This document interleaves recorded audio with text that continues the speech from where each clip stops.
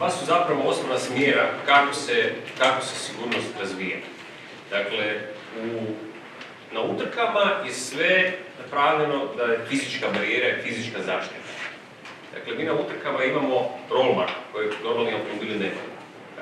Normalan automobil je najranjiviji u bočnom sudaru. Dakle, bočni sudar, kad auto ima 5 NCAP zvijezdica, bočni sudar je testiran na 30 na sat.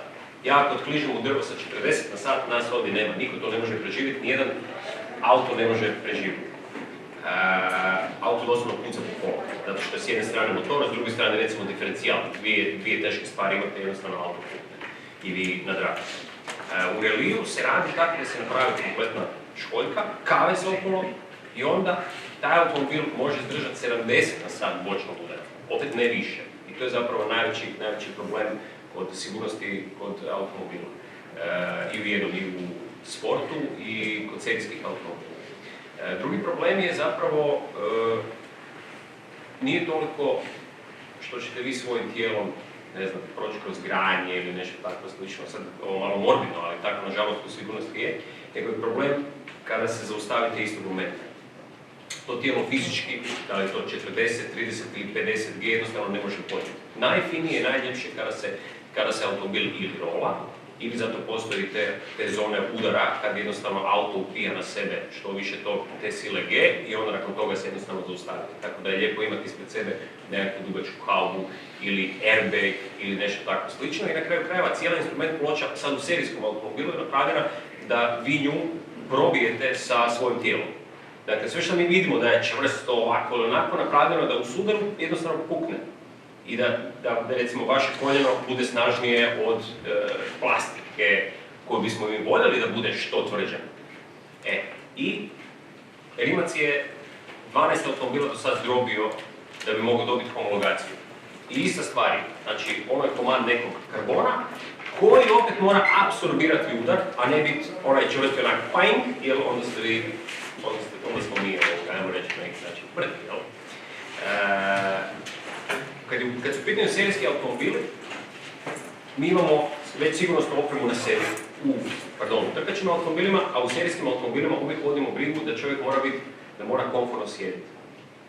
Zato što nitko od nas se neće vezati sa A-pojasevima, ja već imam ideju kako bi trebao izgledati siguran serijski auto, ali nemoguća misija da ćemo se mi toga pridržavati. Auto bi trebao imati mali rollbar, toliko da bude malo krući, da bude čvršći. Trebao bi imati ovdje jednu bočku štangu, da bude još bolji, ali onda ćemo svaki put jako teško izaći van. Znači svako preko 50 godina neće moći ući sjesti u taj automobil i bit će mu ga dosta nakon 10 dana i bit će nešto što može istog momenta sjesti. Zato jer ima se pravilo tako da se gore vrata otvaraju, da čovjek odmah istog momenta van. Tako da će u budućnosti, ja vjerujem, ta sigurnost u tom smjeru prema udobnosti ići više kod serijskih automobila, kod trkačkih automobila se neće puno stvari promijeniti. Serijski automobili će se jako promijeniti, vidjet ćemo. S druge strane, to je ona aktivna sigurnost, tu će se zapravo najviše raditi. Znači, došlo se do nekakvog, auto ima unutra koliko 3-4 kvadrata i to je to. Ne možemo tu previše pričati o sigurnosti, jer željeli bismo ići brže.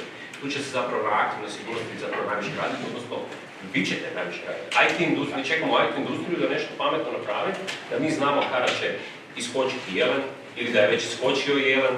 Ja sam sad pred tunelom, kasnije sam malo ovdje, jednostavno pisao pred tunelom crveno svjetlo, prošla je jedna hitna pomoć, vatrogasci su proletjeli i nakon 10 minuta je sve bilo u redu, mi smo prošli kroz taj tunel. Tu je obavještajna služba, odnosno IT dio, očito napravio svoj dio posla, nismo imali pojma o čemu se radi. I vjerujem da je ovo samo nekakav početak svega toga. Jedini problem gdje ja vidim problem je snijeg. Kad padne snijeg, onda nijedan senzor više ne radi, niska je temperatura, puno je vlage. Što će se onda dešavati, ne znam. Hrvatska možda nije u toliko ugroženom području, međutim, Norveška, skandinavske zemlje, Amerika, Kanada itd.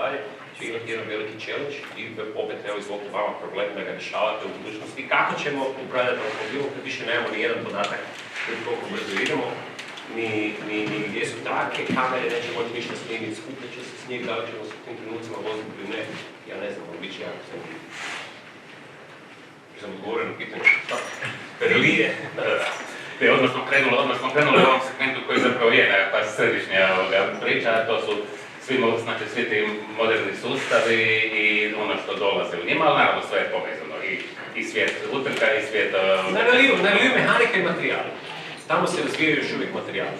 A u svijetu normalnih automobila je zapravo tehnologija. Zanimljivo je kad sjednete sa trkačim automobilom u normalnom prometu. Obaveza je zavezati se istog momenta. Mi imamo rolma iznad, znači svuda oko nas je rolba. I ako slučajno imam sudar i s glavom udarim u taj rolba, znači ja sam umro. Mi imamo puno nesreća sa smrtnim tragičnim posljedicama pri 40 na sat. Frontalni sudar 40 km na sat, ako nisam bio spada veza u trkačim autom. I nekoliko mojih kolega, nažalost, poginuli. Znači pukne glava. A kad to napravim u serijskom autu, ja udarim glavu u šajbu, ona je mekana praktički, ja nju razbijem glavu. Dakle, sve ono to je napravljeno da mi se svojim tijelom probijemo, ne? I na taj način preživimo. Ono, kao, to je super. Evo, imamo tu sreću. Evo, sad smo zapravo vani pričali jedan detalj isto koji ljudi vjerojatno ne znaju, a vezan je za ovu nesreću na upravnik i za retrovizore konkretno. Ako hoćeš ti to možda prezentirati. Ne znam, vidi se svi oživu nesreću u Zagrebu. E sad, nešto je on zaboravio, jer to je bilo od boksa nekakvih gdje je izlazio van, to je bilo možda nekakvih pola kilometra maksimalno. I on je u jednom trenutku u srednje trake skrenuo desno i to je to. Naravno, krivi su jedan i drugi, uopće nije važno ko je kriv, ali šta se tamo dogodilo njemu, ne? On je rekao, joj, nešto moramo provjeriti na automobilu, ajmo brzo na stanicu. I će uvijek vozač, svako od nas ima osjećaj šta se oko njega događa. Ono je jedan mali balon nekakve sigurnosti, aha, provjeriš na retrovizor tu, a onda imaš osjećaj šta se iza dešava. Međutim, taj čovjek ujutro s BMW-om u 6 ujutro, 7 ujutro, on brzo htio biti ložija i odjedanput mu se dogodio u retrovizoru, kojeg ovaj ne vidi. Dakle, mi imamo jedan retrovizor koji volimo maknuti u trkačem autu, zato da kamera može bolje snimiti prema naprijed. I taj retrovizor uvijek negdje stavimo sa strane. I drugo imamo te neke male bočne retrovizore, oni su tek tu, tek toliko, ne? Zato da automobil može proći tehnički pregled. Ti automobili prolaze normalno tehnički pregled, ali po određenim svojim malim pravilima i nisu homologirani za cestovnu upotrebu. Kad bi taj auto trkači na cesti stavili bok uz bok uz serijski auto, onda bi vidjeli da su gume totalno različite, da pada kiša, mi smo u opasnoj zoni. Ali kažemo, ok, vozite se sad na slikovima u prometu, zato što jednostavno morate doći na taj sljedeći brzinski ispit, pa pošto ste profesionalci, pa da se ne budete razbili. Međutim, da tim gumama pustite bilo koga drugoga, on će se vrlo brzo razbiti. Uglavnom, taj auto po mnogo aspekata nije homologiran za normalnu cestovnu vožnju, ali pošto njime upravljaju profesionalci, onda se u svakoj zemlji svijeta, u ime natjecanja, sporta i turizma, jednostavno pustite te automobile na cesti. Dok god imaju 4 kotača. Kad imaju 3 kotača, onda je policija zaustavlja i bilo jako puno odustajanja u sportu gdje je neko izgubio titulu samo zato što mu fali jedan kotač. A mogu je doći cilj, ali ima samo 3 kotača, ne? Ali kod ovih, recimo, naravno, vrhunskih VRC ekipa, još dodatni element taj, znači da su ti retrovizori su zapravo dio aerodinamičkog paketa automobila. I retrovizori služe samo poboljšanju aerodinamike, jer vozač ne treba retrovizor za vrijeme relija. Naravno. I oni nikad nisu u trkačem autu naštimane. Nikad. Oni uvijek vibriraju ovako lagano, jer taj auto cijeli vibrira, zato što nema normalne nosača motora, nego jako krute nosače motora. I na određenim okretajima, vi u automobilu, čak nekad ja vidim pogled mi onak lagano zavibrira, s 2-3 okretaja se svašta čuje. Trkači automobili su iznutra bez ikakvih izolacija, bez i malo sofisticiranosti i jako su grubi. I vrlo često na lero rak auto radi, gledamo retrovizor, ko na fapu starom ovako, sve je jednostavno, ne, to je tako. Ali to je bit trkačeg auta, lijepo je sjesti u njega, osjetiti zapravo, to je nekakav onak dodir direktno sa mašinom. Ja sam u ovim pitanjima koje sam vidio stavio jedno pitanje baš o Ligieu, rekao ako svjetski prvak može tako izazvati nesreću, kakve šanse imamo mi ostali, zapravo bolje jer smo u automobilima koji su prilagođeni prometu. Puno lakše gleda prometu, naravno. Dakle, on, mislim, može je kriv, može ne, ali znao je u šta sjeda, on je s takvim automobilom na cesti 3-4 dana i mora se saživiti na koji način će u prometu funkcionirati. Meni je nekad teško tim autima Dakle, mi ne gledamo toliko retrovizor. U tom autu kad se prestrojavaš, samo stisneš gas i skreneš desno. Znači, ako je tu neko blizu bio u mrtvom kutu i samo odiš naprijed i onda se prestrojiš na brzinu ili ne vidiš. Drugo, imamo takozvani Hans sistem, a to je da imamo sjedalo ovak ima. Znate ono kad konjima stavite ono da ne skreću lijevo i desno, tako i trpićemo auto. Zato što su sve okolo ti sigurnosni sustavi, ne? I onda ne vidim. Onda daš migavac, veliš ovdje da vidi neko ide, ovaj tu gleda ovak zjaka okolo suvozač, veli ne ide niko, stisneš gas i prestrojiš se, ne? Obično nema niko. Uvijek je neki drugi problem na pameti. Nemojte sad misliti da smo mi divljaci u prometu, ali mi pokušavamo se snaći doći živi na drugi kraj. I imate vremenske kontrole u kojima to morate obaviti u nekom roku, tako da opet možete. Naravno. Mi imamo strogo, dakle, kad je u pitanju sport, odnosno reliju, u otvorenom prometu imamo GPS. Ako prekoračimo brzinu preko ograničenja, nama je odmah, mislim da je 10 € kazna za 1 km. I oni to vide i oni vrlo rado to, ti imaš toliko kazni na kraju, ti imaš toliko, do toliko ako premašiš 30 iznad ograničenja si isključen s relije. Tako da ne bude vidjeti. Ako se vratimo iz relije automobila, sjedneš u desni ili svoj auto, svejedno, od aktualnih, znači, ajmo reći, nekakvih sigurnosnih sustava koji su sada uvedeni zadnjih godina, pogotovo ili razvijeni, što ti se čini najkorisnijim, što ti se čini besmislenim eventualno, znači tu govorimo već o nečemu što razvija i dio ljudi koji sjedi u povodi. Kad čovjek nauči voziti piću, onda je svaki drugi sustav beskoristan. Jer lajni meni, ne? I najlakše se saživimo i vozimo aktivno kad vozimo auto bez jednog sustava. Onda znam da ne smijem ni telefonirati, ne smijem ništa. Čim dođe jedan sustav, drugi sustav, treći sustav, četvrti sustav, on sad ispravlja moje greške, idem lijevo u traku, pa veli ne možeš sad, ili neko dolazi iz mrtvog puta. Sad već auto počinje razmišljati. Nama je na početku onaj efekt wow, znači super, želim to imati, želim kupiti taj automobil i onda na kraju se čovjek saživi s tim autom nakon 2 mjeseca korištenja, navikne se na te sustave, što postaje opasno zato što prestane voziti auto. Dakle, više ne vozi onom pažnjom kao što je vozio prije. Ja znam da je to prijelazno razdoblje do autonomne vožnje. Ali mi sad vozimo najopasnije automobile koji mogu postojati. Najopasnije. I to prijelazno razdoblje mi moramo preživjeti. Dakle, ne znam, pričamo o tempomatu, adaptivni tempomat.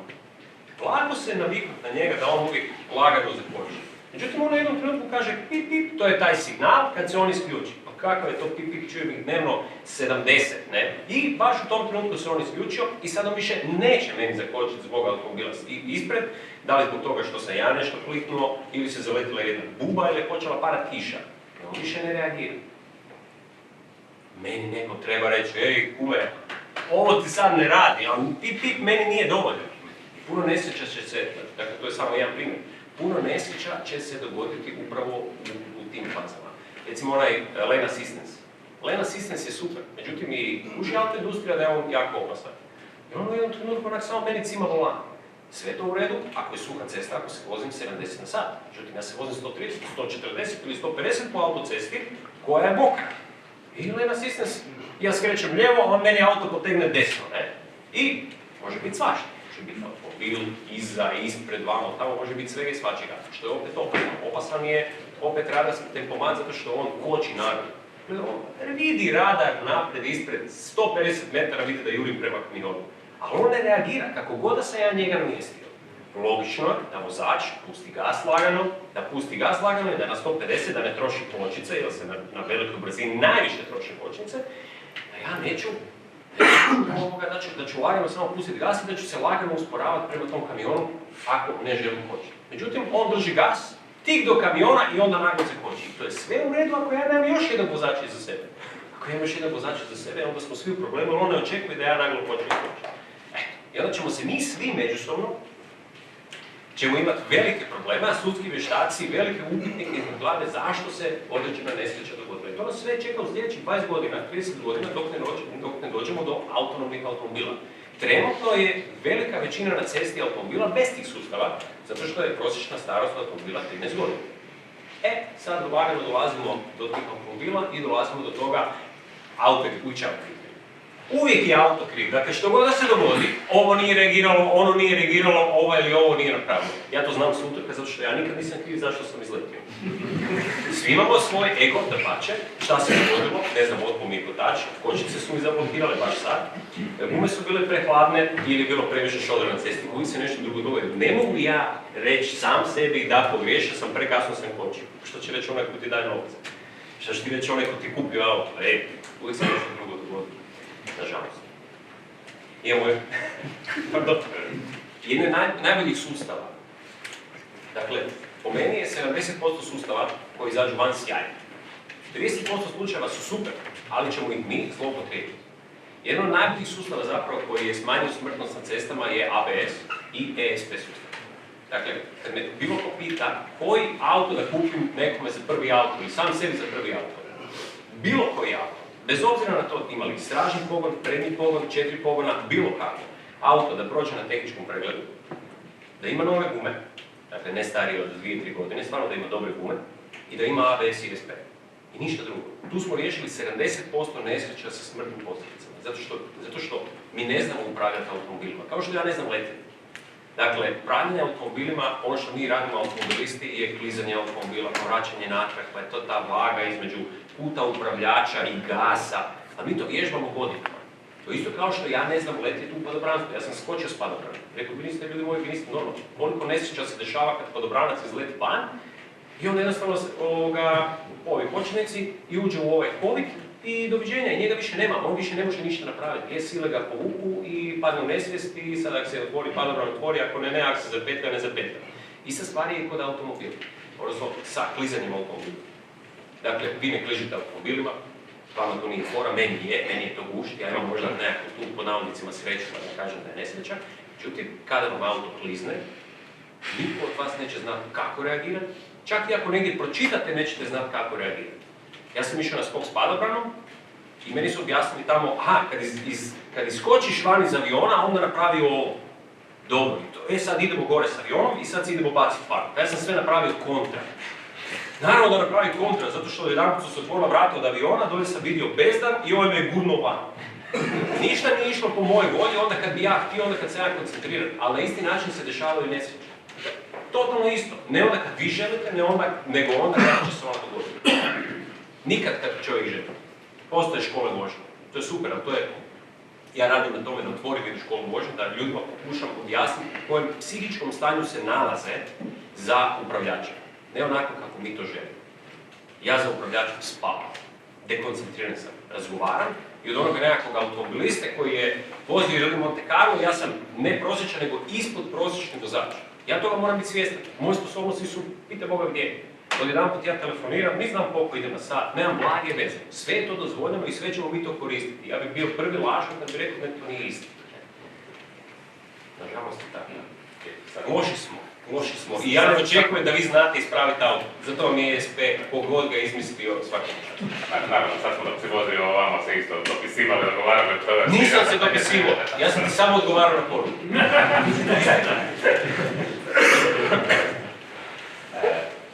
Ono što se nameće kao, ajmo reći, nekako ključno pitanje u ovom sektoru našem je ta mogućnost hakiranja. Znači, koliko ti misliš, to je vjerojatno pitanje o kojem ljudi u publici znaju više nego što ti znaš, ali sigurno i svoje, ti možeš reći nešto. Možda je nekad bolje da me hakira, jer će možda bolje reagirati ovaj na drugom kraju svijeta sa Sri Lanka, odnosno ne znam od kud hakeri dolaze, jel? Ali, da, sad tu hakiranje je očito naziv, ili to radni naziv za probijanje sustava, jel? Da, recimo, da.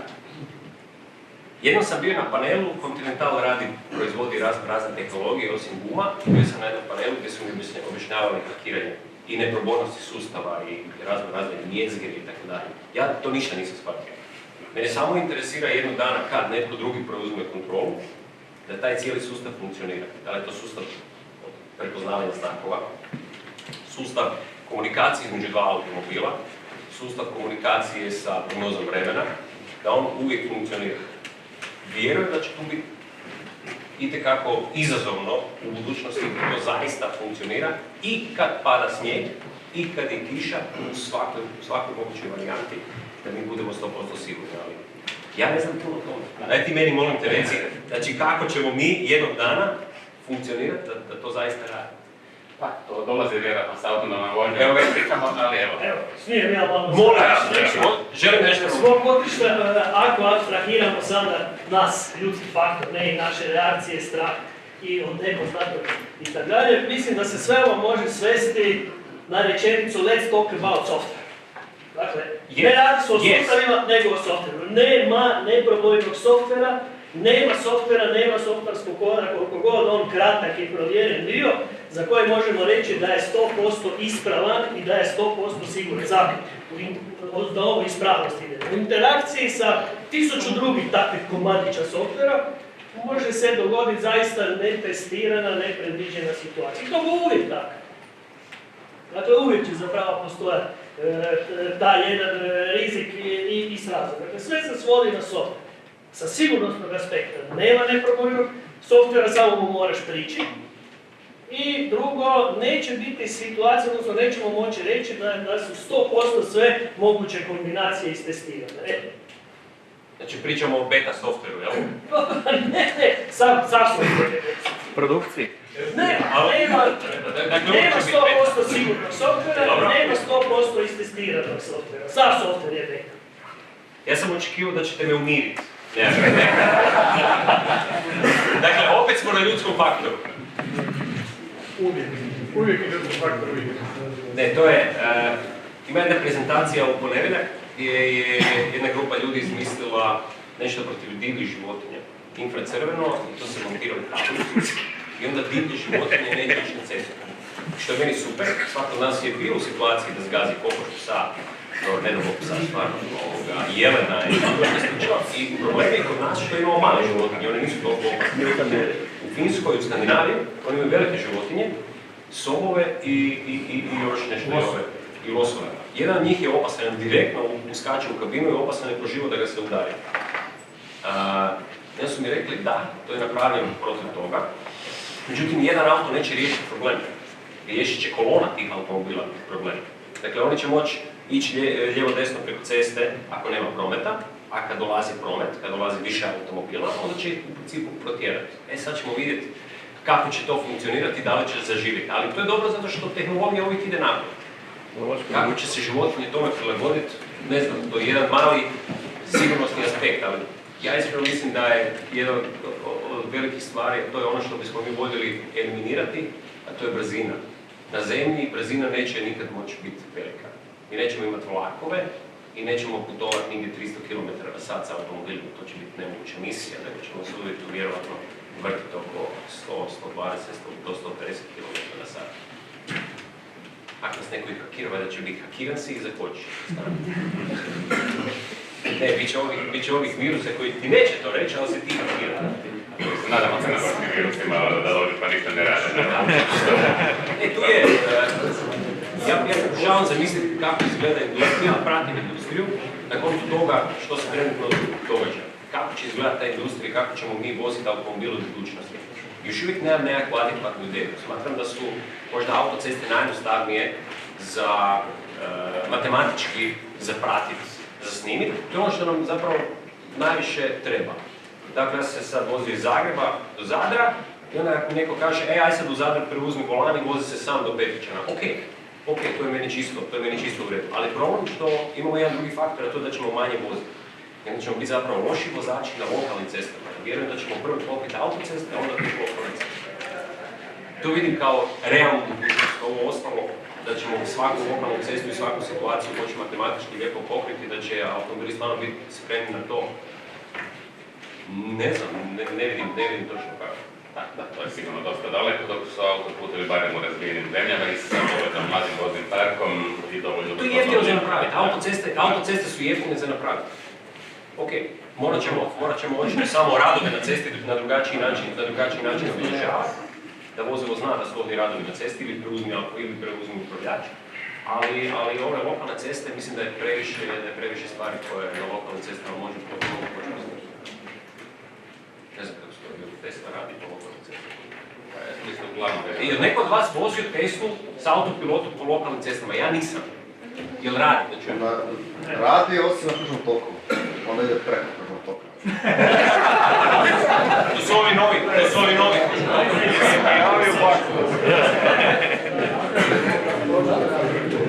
Mislim, problem je da, evo, ako Tesla ne radi na kružnom toku, ljudi inače ne znaju za kružnim tokovima. Mi imamo jedan problem, a to su kružni tokovi.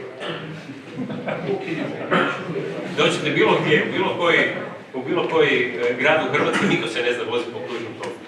Jedino je Poreć je prvak u kružnim tokovima. Ispred Poreć, to je, tamo ih ima, tamo ih je bilo prije 20 godina, puno sad ih ima još više. Gospodin, da odmah pitam, očekivanja su, to se ovaj vikend vozi, ne? Da, imamo relije ovaj vikend u Poreču, a preživimo. Doći. To je jedno natjecanje koje ja vozim od 99. godine i svaki put su i staze relativno slične, ali svaki put je ista stvar. Kao i ne postoji memorija kako da ja nešto memoriram. Memorija ljudska je uvijek promijenjena. Dakle, ja znači koji meni čita Zalove. I mi imamo stare zabilješke i sad imamo iz 2014. Sad pitanje je da li da pišemo nove ili da pišemo stare. Mene se u glavi sve promijenilo, auto koje vozim je malo drugačiji i moramo opet pisati nove već iz početka. Tako da imamo puno posla.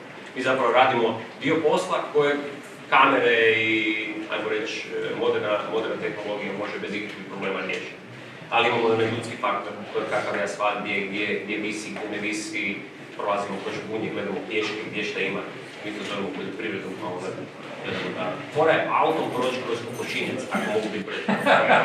I nagovoriti ovog da se ne bunite. Da. Ne, ali ima svega. Zato je reli poseban. Dakle, ima baš svega.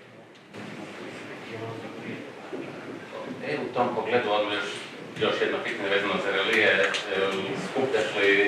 Skupljaš li sredstva za VRC, ako će biti VRC iduće godine kod nas? VRC je, evo imali smo tu sreću da smo uspjeli dobiti svjetsko prvenstvo u reliju. Imali smo isto tako tu sreću da je prošlo sve savršeno. I po pitanju sigurnosti, i po pitanju vremena, i po pitanju pobjeda, i po pitanju općenito da se nikom ništa nije dogodilo. Jedino smo pričali o žijevu, to je sjajno, to je super. Ja mislim da je 90% riješena situacija da VRC ide ponovo. Sad će se pokušati obuhvatiti veći dio Hrvatske, malo veći dio Hrvatske, pokušat će se, neslužbeno sad kažem, da se ide više prema moru, prema rijeci i da se pokažu na televiziji, da se pokaže još više te Hrvatske, ali baš imamo veliku sreću što VRC organizator traži izuzetno velik stupanj sigurnosti, naročito gledalaca, publike. I publika je divlja, to nije nogometna utakmica, to nije Formula 1 gdje se točno nacrta arhitekt prije 3 godine nacrta gdje će ko stajati, sve možemo predvidjeti. Na reliju je to nemoguća misija i onda se biraju staze koje zapravo gdje cesta ide kroz razne usjeke, a gdje u većini slučajeva publika stoji na povišenju. I imali smo tu sreću što smo prije 3 godine dok smo tražili staze, pronašli takve iste staze, identične, oko Jastrebarskog i oko Karlovca. I to je sjajno. VRC organizator je bio izuzetno zadovoljan s tim, izuzetno bio zadovoljan sa stupnjem sigurnosti, jer je bilo puno ljudi, ali smo mi imali sjajne ekipe sudaca iz Hrvatske i Slovenije koje su bile jako motivirane da naprave natjecanje da bude na najvišem mogućem nivou. To je ono jedno u životu. Kao da ovdje imamo svjetski kongres IT-evaca i vi ste sad ovdje organizatori. To je sad svjetski kongres i doći će ovi i oni, onda ćemo se pripremiti. Onda će to biti pretvarano. Dakle, VRC ide dalje, to će biti super. Ja iskreno ne znam da li bi vozio ili ne bi vozio. Ja znam da se sad nalazim u trkaćem automobilu, ali ono najvećeg mogućeg stupnja, međutim Hrvatska je sad dolazi do osnovnog problema, Hrvatska je premalo tržište i za automobile, za općenito za autoindustriju i meni za to treba otprilike oko 100.000 eura. I sad je problem što ja ne mogu biti za 100.000 eura. U prvenstvu Hrvatske mogu napraviti sjajan rezultat, marketinški odnos, a u svjetskom prvenstvu će uvijek neko drugi biti ispred mene. I to ne govorimo o pravom svjetskom prvenstvu, da se borim sa Ožijevom, sa Mikkelsenom ili sa ne znam kim, ne govorimo o takozvanom VRC-u 2, ili čak ispod toga VRC 3, odnosno to su već ovi automobili s prednjim polom. Nastup je jako skup zato što je konkurencija nevjerojatna. Kao u nogometu vi imate jednostavno djecu koja su spremna na sve ili ništa da bi bili svjetski prvaci. To sam ja radio prije 20 godina. Ja sam prije 20 godina. 2003. godine sam vozio sam pokušao voziti svjetsko prvenstvo i sve se srušilo kao kula od karata, ali mi nije žao zato što sam pokušao, išli smo voziti Rally Monte Carlo i dao sam sve od sebe. Neću reći da sam bio budala. Dapače, došli smo 6. do cilja, 25, ja sam rekao sad super, sad idemo dalje, ali novaca više nije bilo. Jedan nastup otprilike košta, onda je koštao bio 70-80 tisuća eura, sad otprilike za Hrvatsku treba oko 100 tisuća eura i treba mi jako puno pripreme da bi mogao biti peti. I to bi bio meni rezultat života. Zato što ne vozim te automobile i trebalo bi doći vrlo brzo u glavi smisliti taj mindset i zaboraviti moj život koji trenutno živim. Na 2 mjeseca bih morao otići na neko drugo mjesto zapravo i meni je samo pitanje u ovom trenutku da li sam ja to sposoban praviti. Fizički još uvijek mogu, dapače, vozači su do otprilike iza 50. godine počinju slabiti refleksije. Sad još uvijek sam sebe testiram u sličnom automobilu, vozim isti auto kao prije 10 godina i vidim da sam još uvijek identično brzo. Ništa mi se u glavi nije promijenilo, mada čovjek postaje ponekad sporiji, a zapravo niti ne primjeriti da je sporiji. E sad, kad će prestati, kad će početi moja krivulja da postajem sve sporiji, ne znam, međutim razlika je u motivu. Ja znam da sa 5. ili 3. ili 1. mjestom na svjetskom prvenstvu neću sebi osigurati dalje karijeru vozača svjetskog prvenstva. Prije 20 godina da, sad više ne. I moj motiv je definitivno po tom pitanju manji. Imamo problem taj što nismo njegovali taj sport u prošlosti, koji je izuzetno lijep, međutim, utrke su, odnosno rally, su medijski jako nezahvalan sport i medijski izuzetno zapostavljen. Drugi sportovi su u automobilizmu puno atraktivniji i sponzori će rađe dati novce nekome ko pali gume, nego nekome ko vozi rally. Nažalost, ljudi me više prepoznaju po tome što po šovu koji se zove Zvijezde vrište, kojeg možete naći na 24 sata, evo danas je izašla nova epizoda, to je ljudima sjajno i po njima sam najbolji u tome. Ajde meni, a ne radim ništa, samo držim prokleti gas na zadnjem pogonu i dime se gume i ljudima je to dovoljno. A rally, gdje vozimo 200 kroz šume, gdje radimo neke stvari koje nikad nisam mislio, uopće sam mislio da mogu ja to napraviti. To niko ne vredi. I zato je rally po tom pitanju, ja sam nekakav tamo svirač harfe. Ništa ne znači. Svirači harfe, znate ko je najpoznatiji svirač harfe u svijetu? Nema pojma. Niti ćemo vrlo brzo znati ko je najbolji rallijač na svijetu. Zato što street race, one utrke na 400 metara, su super atraktivne i to ljudi žele, zato što je drift i paljenje guma super atraktivno i to ljudi žele i to je ona zabava, instant zabava od 3 minute. To je čisto dovoljno. 3 minute zabave, kraj, idemo kući. U to smo se jednostavno pretvorili, ali sami smo krivi, jer smo složili Instagram i TikTok i ajmo reći YouTube i jednostavno nemamo u glavi više vremena za bilo što drugo, da možemo bilo što drugo aktivno pratiti. I bit će još gore. Neće biti bolje. Biće po tom pitanju još gore. Dakle, sportovi koji mogu stati u 2-3 minute će biti sjajni, sve ono što ispada van 2-3 minute neće biti po meni toliko sjajno. Nogomet je dosadno. Pa daj, brate, mili, pusti pola sata, nemoj 90 minuta. Zato što ja moju ženu ne mogu slušati 90 minuta da je nervozna. Jer ona dođe, gleda, sve spremi i u jednom trenutku veli ja više ne mogu gledati. 5 minuta je prošlo, ona više ne može gledati. I onda do kraja, ok, rezultat. Samo sluša ili vani vatromet ili nije vatromet. To je sad nekakva druga sfera. Imaš ovo druga žena. No, ne. Žene vrište. Znači, ovo je odgovor zašto neću voziti VRC. Vozit ću VRC, radim na to. Recimo, znači, još pričali smo o tome, znači, ta priča nekakva elektrifikacija, znači, što električni automobili i što slično, da je zapravo to sporedno, čak sam pogon i slično, da je ono bitno zapravo smart car koncept, znači ono upravo povezan sa svim, a neovisno zapravo o tome da je sama ideja pogona vjerojatno u drugom planu. Koje je tvoje mišljenje o tome? Ja o električnim autima ne bih gubio previše vremena, jer stvarno nemamo vremena više danas ništa. Po meni je tehnologija sjajna, ali su ljudi malo krivo shvatili situaciju. Tehnologija je sjajna i super da se ona razvija. Jer nećemo, ako ne dozvolimo električne automobile i barem malo ih ne guramo, nećemo razviti tu tehnologiju.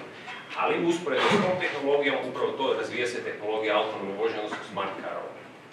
I to je sjajno. To je sve što bi ja rekao. Jedno konkretno pitanje.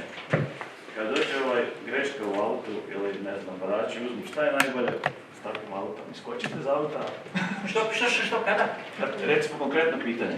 Napadači preuzmu auto, iskočite iz auta, leć dolje. Ovisi ko napada. Ovisi ko napada. Treba takav auto, treba imati gljivu. Gljivu koju stisneš i on ga pretvori u ciglu. Znači, full mehanike. Fail safe. Mi smo, razvio sam jedan auto na struju i imali smo gljivu. Imali smo gljivu ne zbog toga da haker napadne, nego je auto bio na struju, ima 4 motora i tu i tamo se znao jedan motor otet kontroli, pa u jednom trenutku auto, jedan motor od 200 konja počne vući desno. Onda je samo objašnjeno, tu tamo se dogodi, tu ti gljiva, pa ako se to dogodi, onda budeš ovo kliknuti. Nisam trebao to kliknuti i ne znam. Drugo rješenje je da zamotamo auto u aluminijsku foliju da se hakeri ne mogu spojiti. Dovoljno ima kapu sa malom antenom, to sam čuo da mijenja sve, tako da ćemo koristiti puno manje folije. Neće čip u cijepivu isto sad. Ne znam. Dakle, sad u ovom trenutku ja vjerujem da smo u vremenu Commodore 64 ZX Spectruma, a pričamo o tome kako će funkcionirati internet i koje opasnosti nas očekuju na internetu u 2021. godine. I Commodore ide na internet. Molim? I Commodore ide na internet. Ali jako polako. Commodore imao Kazić. To je bio ondašnji internet. Mislim da je stvarno nemoguće predvidjeti, jer ovisi o malim stvarima kako će se stvari odigrati. Kad pogledamo prije 10 godina samo, da je neko rekao na koji način će funkcionirati tehnologija, odnosno mi sa današnjom tehnologijom, koja je nama danas normalna, sve je uvijek normalno. Nemoguća misija predvidjeti bilo uspon Tesla. Ne odlučujemo mi pametni ljudi, pod navodnicima, jer ja ću sebe izuzeti, kako će stvari funkcionirati, nego ono što će tržište htjeti kupiti. Dakle, tržište htjelo kupiti automobil koji je po meni tehnološki sjajan, ali to nije auto nego čip, to je Tesla. I ako mene pitate, to ograničen broj ljudi može koristiti i imati Teslu. Samo ograničen broj ljudi. Mi u većini moramo imati, evo ja imam auto na benzinu. Danas sam došao do Falkensteina, nakon toga idem u Zagreb i odmah nakon toga idem u Poreč, ja sutra ujutro sam u autu i treniram. Pa ne postoji još uvijek ta električna tehnologija koja meni može pomoći. I da ja mogu se osloniti na nju, a ne da dođem na punjač i da punjač ovdje veli, neko ti je ili zauzeo parkirno mjesto ili nešto slično. Dakle, po meni su nekakve te sitne stvari koje će odlučiti u kojem smjeru će stvari otići. Tesla je na kraju krajeva otišla zeznula je cijelu autoindustriju. Tesla je sve živo zeznula, zato što su ljudi ponudili za Teslom, dionice su skočile ovak, a Volkswagen i Toyota s hibridima, Volkswagen u Dieselgate još uvijek razmišlja šta će napraviti. A netko drugi ih je prestigao. I oni više ne rade auto za nas, Volkswagen, Toyota i svi ostali, nego rade auto da se mogu boriti s Teslom. Znači ovi koji su kupili Teslu su zajebali sve nas ostali. Da, to se dogodilo. Nismo, isto sa smartfonovima, pa svi smo imali Nokia, pa di su Nokia nestali, više ih nema. Nokia je bila neprodajna, treba kupiti dionice Nokia prije 15 godina, kupujemo ih svi. Onda je došao čovjek i 2007. rekao, to jednostavno ne valja, ja sam ovo napravio, ovo sve ostalo ne valja. Hoće li se dogoditi tako sa automobilima? Već se dogodilo. Kako će izgledati auto u budućnosti? Ja tugujem tu za nekim autima, trkačim autima, sportskim autima na gorivo ovako ili onako. Ko će kako gorivo izmisliti? Može biti najbolje na svijetu, ako neko drugi veli, to ti ništa ne valja i jednostavno nas ne povede. A mi idemo za onim sitnim, malim, intimnim stvarima, šta je nama fora? Samo šta nam je fora, to je to. Šta ima Tesla? Tesla ima da kad sjedneš da imaš 5 različitih, sad sam prost, brdeža. Da, Tesla to ima. 5 različitih brdeža kad suvozač sjedne unutra i da ja njega mogu zafrkavati, da ja mogu upaliti žmigavac i da nemam zvuk žmigavca, nego da imam zvuk brdeža. I sad vi ovdje razvijate ozbiljne stvari. Kakve ozbiljne stvari? Kakvi svirači harpe? Nikakvi svirači harpe. Onaj koji je došao, rock gitaru ima, on ima gitaru, nadrogirao se i njemu je jedanput super. To ćemo, nažalost, mi odlučiti, čak ne mi, nego naša djeca, šta će njima biti ovo. Zavrna industrija će pokupiti. Nažalost, mi fakti koji odlučujemo ne stvaramo, postoji fizika koju neko popularan bio ne može provedba, tako neće ni električna auta, može prosto još dugo vremena. Ne u redu je prošlo.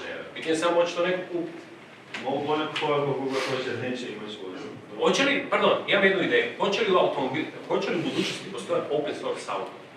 Open source auto. Ja njega napravim i onda ga dam IT-evcima, nek oni njega dovrši. Cabrio.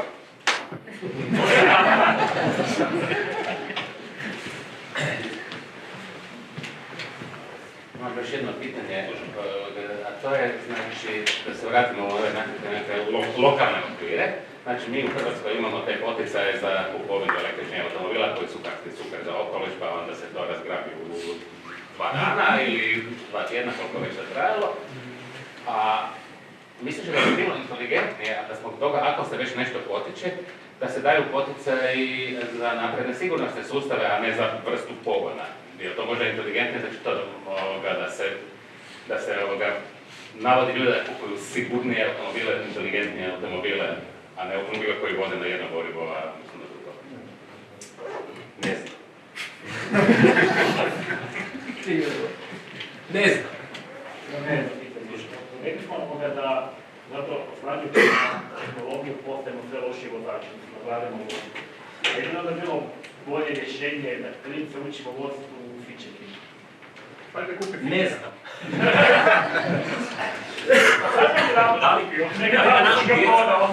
To je ono pitanje, vječno pitanje. Da li da našoj djeci kažem jedan igri si na telefonu, znam da si siguran u kući, znam gdje si i otprilike šta radiš koliko toliko, ili da velim marš van pa preživio. Šta je bolje? Znamo šta je bolje kratkoročno i znamo šta je bolje dugoročno, ali uvijek se tu negdje gubimo. Ti bio na telefonu i si bio van. Šta? Ti si preživio van. Ja sam bio na Commodore 64 dok mi se nije zavrtilo u glavi i onda sam otišao vani. Da, ja sam se igrao i niko mi nije mogao zapravo, ne znam da li je dobro ili loše da mi neko nešto zabrani. Evo, ne znam da li je dobro ili loše, uvijek je Staje rekao 2 sata Commodore i poslije toga odi van. A nekad sam bio tjedan dana na Commodoru i nekad ga nisam pitao mjesecima jer me u tom trenutku uopće više nije interesiralo. Nije on uopće to mogu odlučiti. Ja isto svojoj djeci razmišljam šta da im kažem sad s telefonima. Ista stvar, ne znam šta da im kažem. Prvo zato što sam ja bio kakav sam bio kao klinac. Moja žena veli, ne znaš ti ovo zabraniti, nemoj zabranjivati, samo im daj mogućnost, ništa drugo. Jedino što sam rekao klinkama svojima, imam 2 cure od 10-13 godina, da na večer telefone ne dam i nekih napune u drugoj sobi, nekih tamo ostave, barem da se naspavaju, ništa drugo. Jer na tom prokletom telefonu je unutra njima sve, oni se dopisuju, unutra imaju su im prijateljstva, sve živo je opet unutra. Katastrofa.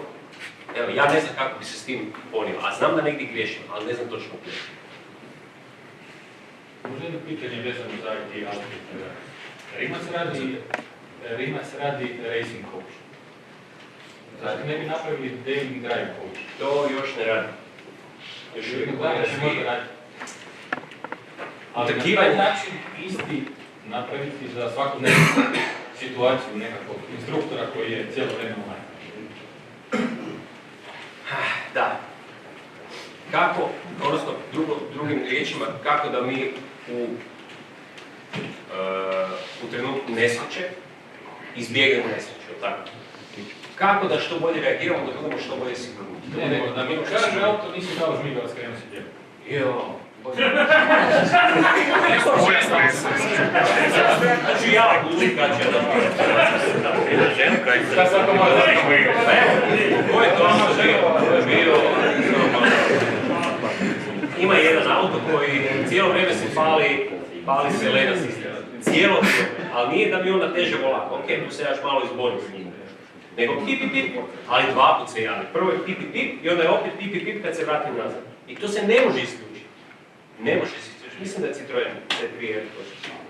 Onaj ko će to Na pravom mjestu ste gdje se može isključiti. Znači to mogu kupiti kad imam preko 70 godina, kad neću ne. Znači cijelo vrijeme pali zgasi žmigavce, ni žmigavci, sve te moguće crte po Zagrebu ne odrešavaju. Dođem na kružni tok, pa milion puta pređem preko nekih crte. Ne mi davati žmigavce više, ljudi moji, pa strgat ću ovo za žmigavce. Citroen nama zapravo hoće prodat ove. Napravili su da bude lošije i... ajmo. Ne znam. Sad smo trenutno onak kolektivno u velikom problemu. To će biti sve gore i gore. Dakle, današnji automobili koji izlaze, to su sve dobri auto, Fora su. Ali gledam broj problema koji će se dogoditi kad mi njega damo jednoj masi ljudi koja ih ne zna koristiti kad spada. U budućnosti ja razmišljam otvoriti školu napredne može, ali vidim da će se pretvoriti u školu baratanja sa svim mogućim elektronikama koje postoje u tom autu. Mislim, ja sam znao kao klinac programirati video da mi snimi program Plus. To mi je bilo super. Ja to znam napraviti, ja sam odmah IT-evac, no moja baka to nije znala napraviti. Ja danas kad uđem u auto i pogledam sve te menije, problem je što mi za sve živo danas imamo menije. Ja sam od menija više gotov. Dajte mi sad nešto analogno, mi ćemo se vratiti u jednom trenutku na analogno. Možda, nemam pojma. Za sve menije. Za telefon menije. Nekad sam, kad sam imao one Nokia, bio u svakom kraju svog telefona. Danas više u svakom kraju ovoga. Pa nemam pojma gdje je to. Ja nemam blage veze, ja to volim. Ja se volim prčkat po ovim stvarima. Nema teoretske šanse. U automobilu, svi ti meniji, sve to napravljeno da se auto proda.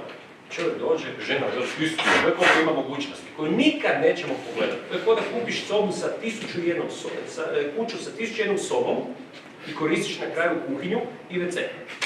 Ovo ostalo bolje da ne ideš jer ćeš se samo izgubiti. Samo ćeš napraviti nekakvu glupost, pustiti podu gdje treba ili ne treba, mislim. To je meni katastrofa. Pitanje je koga sve možeš sakriti unutra, odnosno kad tvoja žena dođe da nađe jednu drugu ženu i da ti objasniš da ti nemaš veze s njom, da je ona sama tu ušla i unutra i da se ona izgubi. Da ti ona pozna. Ako nema više pitanja, potom poslije. Bilo je u cloudu. Da, u cloudu. Bože u cloudu. Ljudi, hvala vam na pozornosti. Ima li ikakvih pitanja? Možemo o sigurnosti, o bilo čemu, o automobilima. Da li neko kupuje novi auto pa ga interesira da li da ga kupi ili ne? Ću reći ne. Evo ja ću vam reći ovako, evo. Ako kupujete automobile, nemojte kupiti potpuno novi model, jer su obično kod svih proizvođača danas puni problema, zato što se svi utrkuju s Teslom. Svi moraju napraviti nešto novo, na brzinu i elektrificirano. Sve što je 2 godine staro na tržištu su. To vrijedi i za Rimce? Sve.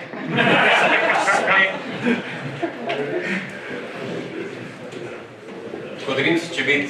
Rimac je, to su automobili koji su napravljeni da sa malim kvarom stoje u garažu. Bolje da ih niko ne dira. Ne, radi to jako lijepo i ono je da jako lijepo zapravo priča. Da li dovoljno da promijeni svoje mišljenje o električnim autima? Što da li? Da li je ta lijepa priča dovoljna da promijeni tvoje mišljenje o električnim autima? Ne može ništa promijeniti. Ili je problem infrastruktura zapravo? Električni auti su sjajni auti. Fenomenalni auti. Tesla je fenomenalan auto. Ja nemam ništa protiv proizvoda od Tesla. Ja samo imam protiv toga u kojem toku kreću ljudi sa histerijom. Samo je histerija. Histerija Tesla, to mi je nevjerovatno. Zapravo nije problem, možda je ljudima. Problem je u ljudima. Uvijek je problem u ljudima. To isto, nekad smo se rugali iPhone useri, pa se onda ovi iPhone useri rugaju ovima s Androidima, pa se ovaj ruga ovome. Uvijek postoje neke sekte. I sad sekta alfista i sekta ovih kako se zove, Tesla. Oni se nalaze na totalno različitim nivoima, ja vjerujem da su ti kao ljudi međusobno jednim drugima totalno nevidljivi. Oni se nikad neće susresti. Nikad. Ko IT-evci iz Idek, znaš, nikad se neće susreti te dvije. Znaš, 40 godina sjediš neki, čini se ne baviš da vidim. Zar to postoji? Znači, električni auti su sjajni, dobro je da se tehnologija razvija. Znači, to je jako dobro. Zato što jedanput za 70 ili za 100 godina ćemo reći, ovo je bio taj auto preteča toga. A mi tog dana to nismo bili svjesni. Isto kao što nismo bili svjesni neke stvari umiru. Sad kad pogledamo nešto što je tehnologija izbacila i ovo će biti hit, jednostavno je tržište reklo, to nama ne treba. Gdje su nam printeri više? Koliko se printera godišnje prodaje u svijetu? Faksova. Toga više zapravo nema. Nešto drugo je došlo i zapravo je promijenilo sve. Fotoaparat, više nema fotoaparata. Gotovo. Papala lanca. Više nema ni onih koji proizvode slike. Kad smo zadnji put razili slike, nema pojma koliko ih imamo u telefonu. Puno. U cloudu. Ne, najgore u cloudu. Oni koji izmisle u cloudu. Hvala vam najbolje.